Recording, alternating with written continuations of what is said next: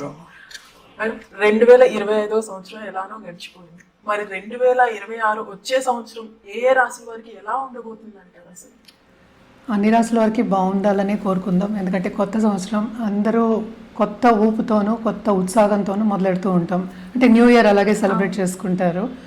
కానీ ఎప్పుడులాగే మనకి ఏంటంటే గ్రహాల మార్పిడి ఉంటుంది, గోచారం ఉంటుంది. సో గోచార రీత్యా మనం చూడాలి అంటే కొన్ని రాసుల వరకు ఎప్పుడు అంతే బాగుంటుంది, కొన్ని రాసుల వరకు అంత బాగుండదు. కానీ ఎప్పటికీ ఏంటంటే 2026 అంటే సంవత్సరం మొత్తం చూడాలి అంటే మనం ఏంటంటే 9 గ్రహాలు చూడలేము. అంటే కొన్ని గ్రహాలు నెలకి మూవ్ అవుతూ ఉంటాయి, కొన్ని గ్రహాలు నెలన్నరకి మూవ్ అవుతూ ఉంటాయి, కొన్ని గ్రహాలు వక్రిస్తూ ఉంటాయి. సో చాలా అలా జరుగుతూ ఉంటుంది. సో మేజర్ గ్రహాలే మనం ఎక్కువ పరిగణలోకి తీసుకుంటాం అన్నమాట. మేజర్ గ్రహాలు అంటే ఏంటి? మనం గురువు, శని, రాహు, కేతువులు, ఇంకా సన్ కూడా తీసుకోవచ్చు. కానీ సన్ మనకి తెలుసు ఎవ్రీ మంత్ మారుతూ ఉంటుంది. 30 రోజులకి, 35 రోజులకి, లేకపోతే 31 రోజు ఇలాగా మారుతూ ఉంటుంది అన్నమాట. సో మోస్ట్ ఇంపార్టెంట్ సన్ మార్పిడి ఎప్పటికైనా 2026లో మాట్లాడుకోవాలి అంటే జనవరి 14కి మకరానికి వెళ్తుంది. సో మకర సంక్రాంతి మనం జరుపుకుంటాం. సో ఏంటంటే మనకి ఎప్పటికైనా సరే కొంతమంది మనకి చూసామంటే ఇండియాలో కూడాను సన్ మూవ్ అయినప్పుడు, సంక్రమణం అయినప్పుడు ఎప్పటికైనా సరే వాళ్ళకి నెల మొదలవుతుంది.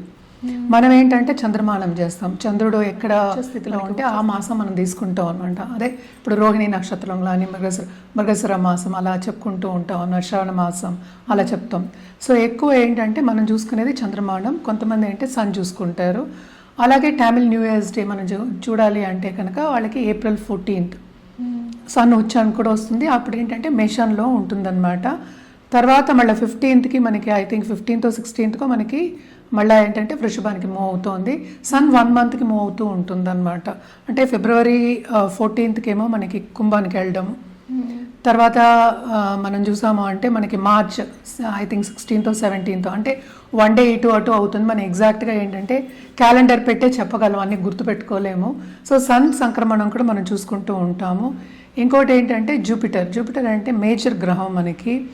ఆయన పోయిన సంవత్సరం అంటే మనకి లాస్ట్ డిసెంబర్లో కూడా అంటే 2025లో వక్రించి ఉన్నారనమాట. ఆయన ఏంటంటే మనకి కర్కాటకానికి వెళ్తున్నారు.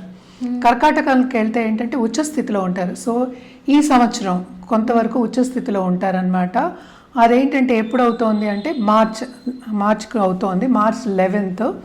దాని తర్వాత ఏంటంటే ఆయన 31st అక్టోబర్కి ఏమో సింహానికి వెళ్తున్నారు. అంటే ఏంటి ఉచ్చస్థితిలో మనకి మార్చ్ నుంచి అక్టోబర్ వరకు ఉంటున్నారు. అంటే ఆల్మోస్ట్ November 1st అనుకుందాము.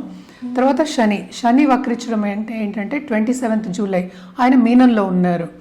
తర్వాత ఏంటంటే 11th డిసెంబర్కి ఆయనేమో డైరెక్ట్ అవుతున్నారు. సో మేజర్ మూమెంట్ అనేది ఏంటంటే ఇప్పుడు రాహు కేతువులకు ఉంది.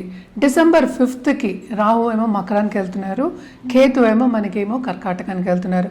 సో ఇవి చిన్న గ్రహస్థితులు అంతే, మొత్తం మాట్లాడుకోలేదు. ఇంకా గ్రహాలు ఉన్నాయి అంటే ఏంటంటే మనకి శుక్రుడు ఉన్నారు, బుధుడు ఉన్నారు, తర్వాత ఏమో కుజుడు ఉన్నారు. ఇవన్నీ కలిపే మనం ఒక రాశికి రాశి ఫలితాలు అనేది చెప్పడం జరుగుతుంది. సో ఆ మూమెంట్లేమో చాలా ఉన్నాయన్నమాట. సో మేజర్గా మనం చూసాము అంటే కుజుడు 45 డేస్కి మూవ్ అవుతూ ఉంటాడు. సో ఆయన వక్రించడం కూడా జరుగుతూ ఉంటుంది. అంటే towards end of this year అంటే December 2025లో గ్రహ కూటమి అనేది మనకి ధనుసులో జరిగిందనమాట, జరుగుతోంది. సో ధనుసులో మనకి స్టార్టింగ్ ఆఫ్ ద ఇయర్ మనకి మార్స్ కూడా ధనుసులో ఉన్నారనమాట. సో అలాగే శుక్రుడు కూడా ఉన్నారు, అలాగే బుధుడు కూడా ఉన్నారు. సో అందరూ అక్కడే ఉన్నారు, మేజర్ గ్రహాలు ఉన్నారనమాట. సో జనరల్ ప్రెడిక్షన్స్ అనేది మనం రాశి పట్టి మనం చెప్పడం అనేది జరుగుతుంది. సో ఇవి గ్రహస్థితులు. సో మేజర్గా మనం చూసాము అంటే ఏలినాటి శని ప్రభావం అనేది ఎవరెవరికి ఎక్కువ ఉందో చూస్తే మనకి కుంభానికి, మీనానికి, అలాగే ఏంటంటే మేషానికి ఉందన్నమాట. సో ఈ సంవత్సరంలో అంటే 2026లో శని మూమెంట్ అనేది లేదనమాట. శని ఏమో అక్కడే ఉన్నారు, అంటే మీనంలో ఉన్నారనమాట. సో ఇవన్నీ చూసుకుని మనం గ్రహస్థితులు మాట్లాడుకుందాం. జనరల్ ప్రెడిక్షన్స్ అంటే ఏంటంటే ఎప్పటికైనా మనం చెప్పేది, ఎందుకంటే రాహుకేతు మూమెంట్ ఉన్నప్పుడు కొంచెం డిఫికల్ట్ అయిన ఒక మూమెంట్ అనమాట అది. సో రాహుకేతు పూజలు కంటిన్యూస్గా చేయమనే చెప్తాం. అది ఒకటి కాకుండా నవగ్రహాల చుట్టూ ప్రదక్షిణ చేయడం అనేది వెరీ ఇంపార్టెంట్. అది ఏ రోజు అనేది మనం రాశివారీగా మాట్లాడుకోవాల్సి వస్తుంది అనమాట. 2026 సంవత్సరంలో సింహరాశి వారికి ఎలా ఉండబోతుంది అంటారు? సింహరాశి వాళ్ళకు కూడా కొంతవరకు ఏంటంటే మిశ్రమ ఫలితాలే ఘోషిస్తున్నాయని చెప్పాలి. ప్రస్తుతం అయితే 11th గోచారం అవుతోంది జూపిటర్ది. అండ్ తర్వాత ఏంటంటే మనకి ఆల్మోస్ట్ అక్టోబర్ 31st మనకి సింహానికి దిగుతున్నారనమాట. కేతు కూడా డిసెంబర్లో మనకి కర్కాటకానికి వెళ్తాం. సో కేతు కూడానే ఉన్నాడు కనుక అన్నిట్లోనూ కొంతవరకు అడ్డంగాలు వచ్చే ఛాన్సెస్, ఇబ్బంది పెట్టే chances towards end of this year మనకి కనిపిస్తోంది. కానీ దీంట్లో మంచి ఎక్కడ చూడాలి అంటే సన్ ఏంటంటే మనకి ఫిబ్రవరిలో మనకి కుంభానికి మూవ్ అవుతున్నారు. సో అప్పటి నుంచి చాలా బాగుంటుంది, అంటే కొత్త సంవత్సరమే కదా. సో ఫిబ్రవరి నుంచి మనం చూసాము అంటే చాలా బాగుంటుంది. దేంట్లో బాగుంటుంది? కెరియర్ డెవలప్మెంట్ చాలా బాగుంటుంది, అంటే మంచి ఆపర్చునిటీస్ వచ్చే ఛాన్సెస్ ఉన్నాయి. అలాగే ఏంటంటే ఇప్పుడే కొత్తగా పాస్ అవుట్ అయిన స్టూడెంట్స్కి కూడా తప్పక మంచి జాబ్స్ వచ్చే ఛాన్సెస్ మనకి కనిపిస్తున్నాయి. ఎవరైనా దూరదేశం వెళ్ళి సెటిల్ అవ్వాలి అనుకున్న వాళ్ళకి కూడా తప్పక వీసా వచ్చే ఛాన్సెస్, మంచి చోటు అంటే వాళ్ళ ఎన్నుకున్న చోటు వచ్చే ఛాన్సెస్, మంచి ఉద్యోగం వచ్చే ఛాన్సెస్, వాళ్ళ అనుకున్న శాలరీ వచ్చే ఛాన్సెస్ కూడా మనకి కనిపిస్తున్నాయి అన్నమాట. అలాగే వీళ్ళకి స్పిరిచువాలిటీ కూడా తప్పక డెవలప్ అవుతుంది. షార్ట్ టర్మ్ ట్రావెల్ మనకి కనిపిస్తోంది. అలాగే ఏంటంటే ఫారిన్ ట్రావెల్ కూడా మనకి ఎక్కువ కనిపిస్తోంది. అంటే ఏంటి, రాహు కూడా మూవ్ అవుతారు మళ్ళీ తర్వాత, అంటే 6th హౌస్కి మూవ్ అవుతారనమాట. సో ఇవన్నీ మనం చూసాము అంటే కనుక వీళ్ళకి మిశ్రమ ఫలితాలే ఘోషిస్తున్నాయి. అదొకటి కాకుండా దాంపత్య జీవితంలో కూడా కొంతవరకు అనుకూల పరిస్థితే నెలకొంటుందన్నమాట. అలాగే మనం చూసామంటే జూపిటర్ మనకి ఎగ్జాల్టేషన్ పొజిషన్ 12వ ఇంట్లో. సో బ్రహ్మాండంగా ఏంటంటే వీళ్ళకి ఖర్చులు ఉంటాయి. అంటే బ్రహ్మాండమైన ఖర్చులు అంటే ఏంటి, అధికం ఖర్చులు కనిపిస్తున్నాయి అన్నమాట. అంటే అది శుభ ఖర్చులే. అంటే ఏంటి, దూబ్రా ఖర్చులు అనేవి కొంచెం తక్కువ కనిపిస్తున్నాయి. తప్పక వీళ్ళకి ధర్మక్షేత్రాలు, ధార్మిక క్షేత్రాలు సందర్శించుకునే ఒక యోగం అనేది కనిపిస్తోంది. అందుకని నేను చెప్పాను షార్ట్ టర్మ్ ట్రావెల్ అని చెప్పాను కదా, తప్పక షార్ట్ టర్మ్ ట్రావెల్ అనేది మనకి కనిపిస్తోంది. అలాగే ఫారిన్ ట్రావెల్ కూడా తప్పక ఉంటుందన్నమాట. సో వీటన్నిటికీ ఖర్చే అవుతుంది కనుక తప్పక వీళ్ళకి ఏంటంటే మిశ్రమ ఫలితాలు, అంటే ఏంటి, వాళ్ళు రాబడి ఉంది అట్లాగే పోబడి ఉంది, ఎక్కువ ఖర్చులు కూడా మనకు కనిపిస్తాయి. అదొక్కటి కాకుండా అష్టమ శని కూడా ఉంది కనుక తప్పక ఏదైనా సరే శ్రమ అనేది వీళ్ళకి ఈ సంవత్సరం అంతా అధికం కనిపిస్తోంది. కెరియర్ అయితే డెవలప్ అవుతుంది.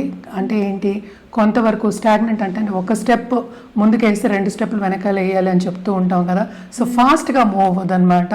సో పేషెంట్గా ఉన్న వాళ్ళకి తప్పక ముందుకెళ్ళే ఛాన్సెస్ అనేవి మనకి ఎక్కువ కనిపిస్తున్నాయి, ఎస్పెషలీ సింహరాశి వాళ్ళకి. అదొకటి కాకుండా కేతు మూవ్ అవుతుంది డిసెంబర్లో, నేను చెప్పాను, కర్కాటక రాశికి. అలాగే రాహు కూడా ఏంటంటే మకరానికి మూవ్ అవుతున్నారు. ఆ టైంలో తప్పక స్టాక్ మార్కెట్ ట్రేడింగ్లో ఉన్న వాళ్ళకి కానీ, బిజినెస్ పీపుల్కి కానీ, ఏదైనా కొత్త బిజినెస్ స్టార్ట్ చేసిన వాళ్ళకి కానీ తప్పక రాబడి అనేది చాలా ఎక్కువ ఉంటుంది. అంటే ఏంటి, లక్ష్మీ కటాక్షం అనేది ఉంటుందన్నమాట towards end of this year. అంటే మనం అక్టోబర్ 31, నవంబర్, డిసెంబర్ మనం మాట్లాడుకుంటున్నాం. సో తప్పక ఆ టైంలో చాలా బాగుంటుంది. అలాగే ఏంటంటే ఫిబ్రవరి నుంచి మనం చూసామంటే మనకి ఆల్మోస్ట్ జూన్, జూలై వరకు చాలా బాగుందన్నమాట. సో అంటే దేంట్లో బాగుంది, నేను చెప్పినట్టు ఫైనాన్షియల్ స్టెబిలిటీ అనేది ఉంటుంది. అలాగే గవర్నమెంట్ రంగంలో ఉన్న వాళ్ళకి కూడా తప్పక మంచి ఛాన్సెస్, అంటే ప్రమోషన్ వచ్చే ఛాన్సెస్, ముందుకెళ్ళే ఛాన్సెస్, విస్తరించే ఛాన్సెస్ ఉంటాయి. అంటే ప్రముఖుల వ్యక్తుల సత్సంబంధాలు ఏర్పడి పైకి వెళ్ళడం అనేది జరుగుతుంది, వాళ్ళే పైకి తీసుకెళ్తారు. సో తప్పక పై వాళ్ళ బాసెస్ మన్నన పొందడం కూడా మనకి కనిపిస్తోంది అనమాట. కానీ బాధ్యతలు అనేవి కొంతవరకు వీళ్ళకి ఎక్కువ అవుతాయి. తప్పక ఏంటంటే పర్సనల్ డెవలప్మెంట్ మీద ధ్యాస పెట్టడం అనేది వెరీ ఇంపార్టెంట్. అలాగే మనం చూసాము అంటే కనుక ధార్మిక కార్యక్రమాల్లో వీళ్ళు పాల్గొంటారు. ఆల్రెడీ ధర్మక్షేత్రాలు చెప్పాను. కానీ స్పిరిచువాలిటీ అనేది తప్పక వీళ్ళకి డెవలప్ అవుతుంది. స్పిరిచువల్ సబ్జెక్ట్ మీద మక్కువ చూపించి దాన్ని చదువుకోవడం కానీ అలా ముందుకెళ్ళడం కానీ మనకి ఎక్కువ కనిపిస్తుంది అనమాట. తప్పక తోబుట్టువులతో కూడా సన్నిహితం అనేది పెరుగుతుంది. ఇంట్లో కూడా ఏంటంటే శుభకార్యాలు జరిగే ఛాన్సెస్ మనకి ఎక్కువ కనిపిస్తున్నాయి. అంటే ఇచ్చిపుచ్చుకోవడం అనేది కనిపిస్తోంది. సో తప్పక ఏంటంటే తప్పక ఇంట్లో శుభకార్యాలు జరుగుతాయి. ఇచ్చిపుచ్చుకోవడం అంటే ఇది కూడా ఖర్చే కదా. సో అలా ఖర్చు పెట్టడం అనేది జరుగుతుంది. అలాగే ఏంటంటే ఇప్పుడు గోల్డ్ కొనుక్కోవాలన్నా, సో ఒక వస్తువు సిల్వర్ కొనుక్కోవాలన్నా అవన్నీ కొనుక్కోవడం కూడా జరుగుతుంది ఈ సంవత్సరంలో. తప్పక ఏప్రిల్ తర్వాత బాగుంటుంది వీళ్ళకనే చెప్పాలన్నమాట. మరి వీళ్ళు ఎటువంటి పరిహారాలు చేస్తే ఇంకా మంచిగా ఉండే ఛాన్సెస్ ఉన్నాయంటారు? తప్పక రాహుకేతు పూజలు చేయాలి. అంటే హోమాలు చేయొచ్చు, అలాగే పూజలు చేయొచ్చు, లేకపోతే గుడికి వెళ్ళి కూడా చేసుకోవచ్చు అనమాట. తప్పక చేయండి రాహుకేతు పూజలు అట్లీస్ట్ ఒకసారి అయినాను. అండ్ ఆల్సో సూర్యుడికి అర్ఘ్యం ఇవ్వడం, అలాగే సాఫ్రాన్ తిలకం పెట్టుకోవడం ఎవ్రీడే పెట్టుకోండి, మంచిదే కదా. సో తప్పక పెట్టుకోవచ్చు. అదొకటి కాకుండా సాఫ్రాన్ కలర్లో మనకి ఫ్లాగ్ ఉంటుంది, అది తప్పక తీసుకొచ్చి మనకి దేవుడి గదిలో కానీ లేకపోతే మందిరంలో కానీ లేకపోతే ఇంటికి గుమ్మానికి లోపల కానీ పెట్టుకోవడం అనేది చాలా మంచిది. ఎప్పటికైనా ఫ్లాగ్ ఎందుకు పెట్టుకుంటాం అంటే మనం కూడా ఉన్నత స్థాయికి వెళ్తాం అని పెట్టుకుంటూ ఉంటాం అనమాట. సో తప్పక సాఫ్రాన్ కలర్ అనేది వీళ్ళకి బాగా అచ్చొస్తుంది. సో తప్పక అది బాగుంటుంది. దాంతోపాటు ఏంటంటే తప్పక సూర్య నమస్కారాలు చేయడం కూడా చాలా మంచిదన్నమాట. అండ్ ఆల్సో బెల్లంతో ఏదైనా చేసి పిల్లలకి పెట్టడం కానీ లేకపోతే ఒక గోవుకి పెట్టడం కానీ, అంటే మనం చెప్పుకుంటూ ఉంటాం ఏ సీజన్కి అది మనం చేసుకుని పెట్టుకోవాలి అని. వీళ్ళు బెల్లంతో చేసి పెట్టడం అనేది మంచిది. అంటే ఒక బ్రాహ్మడికైనా ఇవ్వచ్చు, ఇంట్లో ఉన్న పిల్లలకి ఇవ్వచ్చు, ఎవరికైనా ఏంటంటే ఇచ్చిపుచ్చుకోవడం అని చెప్పాను కదా, ఇంకోళ్ళకి ఇవ్వడం కూడా చేయొచ్చు అనమాట.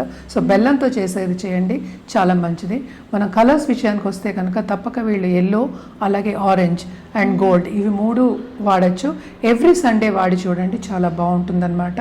అలాగే రుద్రాక్ష చూసాము అంటే ఏకముఖి రుద్రాక్ష వేసుకోవచ్చు. అదొకటి కాకుండాను మనం చూసాము అంటే సిద్ధమాలలు ఉంటాయి అన్నమాట, సిద్ధమాలలు వేసుకోవడం కూడా మంచిది. అదొకటి కాకుండా 12 ముఖీస్ ఉన్న రుద్రాక్ష వేసుకోవడం చాలా మంచిది. అంటే ఏంటి, సన్ని ఏంటంటే మనం ఎలివేట్ చేస్తున్నాం అనమాట, యాక్టివేట్ చేస్తున్నాం అంటే సూర్య భగవానుడి.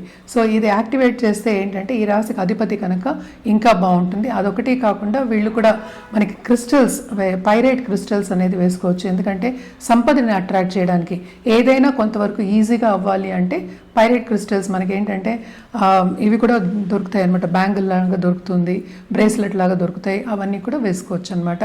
ఏదైనప్పటికీ ఏదైనా జాతక రీత్యా చెప్పడం అనేది జరుగుతుంది. మనం పరిహారాల కింద నేను చెప్పాను కదా ఇందాక, క్రిస్టల్స్ అవి వేసుకోవచ్చు. ఇది గుంజన్మాల అంటారు.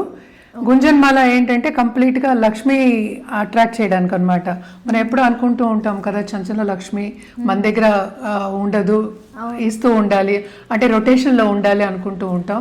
కానీ గుంజన్మాల యాక్చువల్గా మనం దేవుడి గదిలో పెట్టుకోవడమో లేకపోతే మందిరంలో పెట్టుకుని పూజ చేయడమో అయితే తప్పక లక్ష్మి అనేది నిలబడుతుంది అనేది మనకి ఏంటంటే నమ్మకం అనమాట. అదొకటి కాకుండా ఇది ఎనర్జైజ్డ్ పిరమిడ్ అనమాట, మనీ గురించే, అబండెన్స్ గురించే.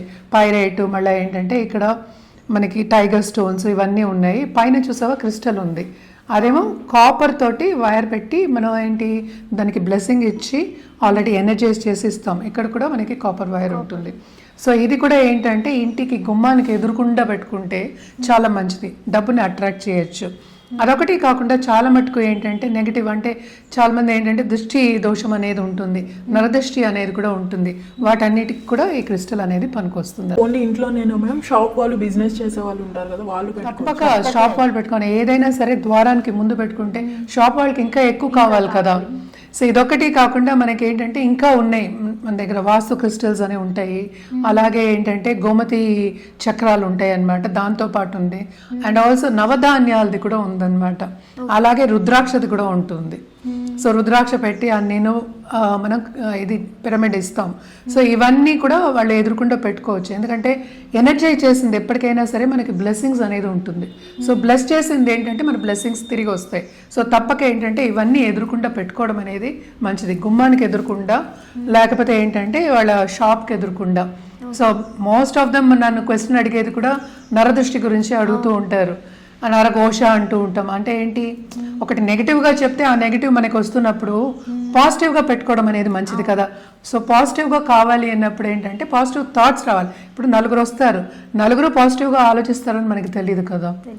సో అందుకోసమని మనం ఏంటంటే కొంచెం అట్రాక్ట్ చేయడానికి ఇలాంటివన్నీ మనం సజెస్ట్ చేస్తూ ఉంటాము. అది కూడా ఏంటంటే జాతకం చూసి సజెస్ట్ చేయడం అనేది జరుగుతుందన్నమాట.